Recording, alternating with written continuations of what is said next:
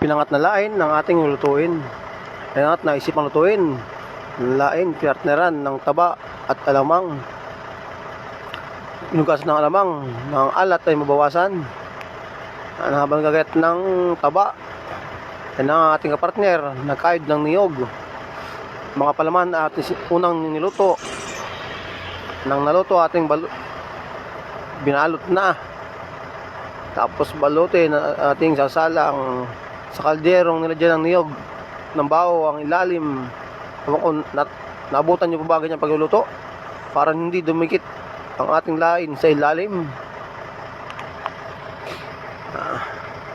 Nang matapos naubusan tayo ng gatong, kaya sa lutoang kahoy ating sinalang.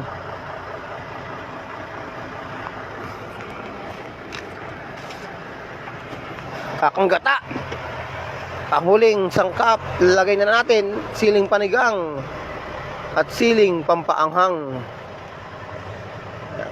Hinintay lang natin maiga ng konti. At ayan na nga, luto na ang ating pinangat na lain. Sigurado kahanap tayo ng kaning lamig.